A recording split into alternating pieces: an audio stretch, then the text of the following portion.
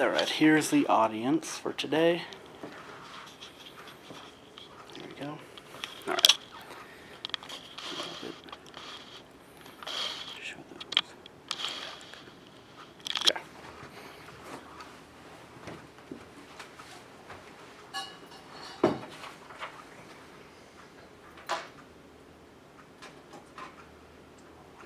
Alright, today I'm going to talk about the North American river otter to you guys. Normally when you talk about your favorite animal, people are going to say a dog, a cat, something like a bear, but not me. I don't know why, but I'm always been infatuated with the North American river otters. You know, they can be seen all over Canada and North America, basically anywhere in North America, really, hence the name. But also, and then I have completed research by going to several websites like National Geographic, the Smithsonian Zoo, and visiting the Akron Zoo several times myself to see them. And last year, as a birthday present from my mom, she sponsored the otters in my name last year. So we got a behind-the-scenes tour and we got to feed them. And we got to see them up close and personal, and it was kind of fun seeing these little guys like this, you know, feed them right from your hand. It was a lot of fun.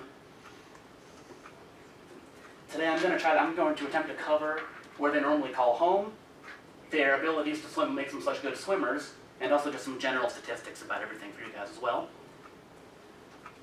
They live, obviously, water habitats, they need water, but they are normally within 100 meters of any type of water.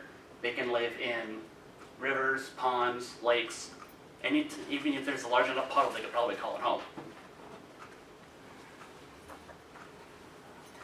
They have, you can kind of tell, it's kind of hard to tell because you can't really feel this photo, but you can see that they have a very thick fur that kind of acts as a repellent for them. Their fur is actually waterproof, and it keeps them dry and warm for when they're in the water, especially in the winter months. So they don't have a problem, they don't freeze to death or get too cold or anything. They can naturally become warmer rather quickly. They normally eat fish as their main source of food, but also they are opportunistic, and they can also eat birds, frogs, turtles, other insects. They're little carnivore guys. They don't eat any plants. They just kind of opportunistic, whatever they can get their hands on, they're going to eat it. Kind of like me sometimes. They have a very high metabolism, so they have to eat several meals a day. And according to the National Wildlife Foundation, that information is from the National Wildlife Foundation, talking about where they mostly eat fish, but if they can find a frog, they'll eat it. Turtles, anything else. Now that I've talked about that a little bit, I want to get into what makes them such agile swimmers. As you can see in this photo here, I took this myself at the Akron Zoo 2 days ago. And that is their female Molly swimming upside down towards the glass. She likes to just swim. They can swim. They were spinning in circles as they were underwater. And they're swimming upside down.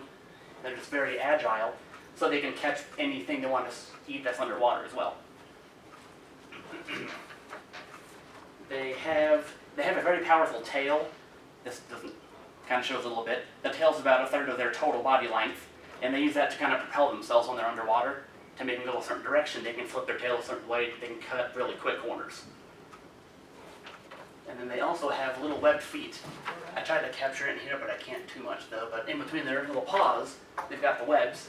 Kind of act like when we were kids when you put flippers on our feet in pools. Try to be a mermaid or something, you know, you can go real quick.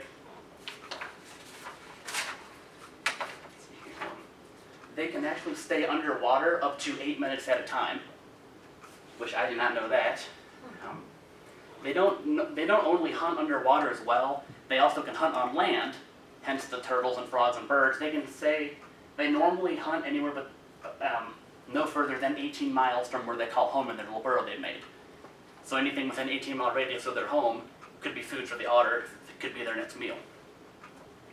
And since we covered the swimming abilities a little bit, I want to get into some general facts, because I've always loved the otters.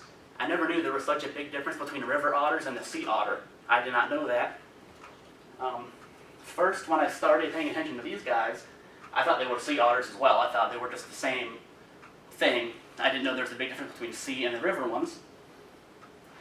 According to the National Geographic website, these guys can live between 8 and 9 years in the wild on their own, but if they're in captivity, they can live up to 21 years because they get the proper feeding and the medicine and the care.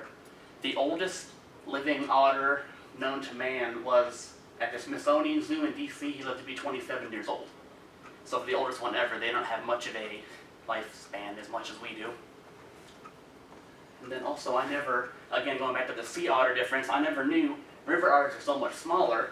They only grow to be between 21 and 31 inches long, where a sea otter can be up to 4.5 feet. Again, according to the National Smithsonian Zoo as well. And these little guys can swim up to 7 miles per hour underwater.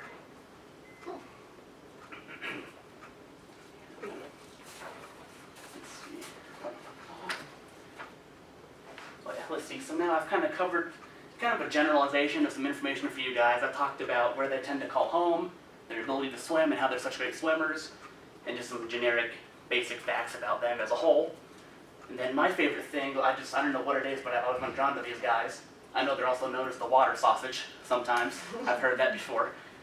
And when my mom did that sponsoring of the zoo to me, her birthday gift last year to sponsor the otters in my name, that took care of their food for the year, taking care of them, got the proper care they need and food.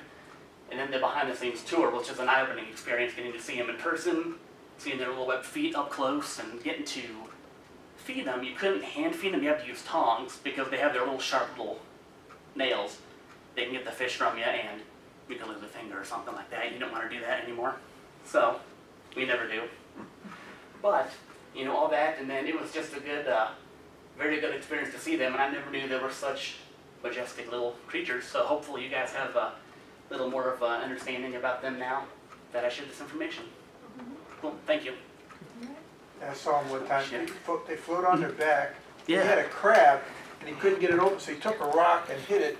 Yeah, the sea otters do that often. I saw that on TV. I thought that was pretty awesome. It's pretty smart to do that. I know, yeah, sea otters do that a lot. River otters don't do that, but they can go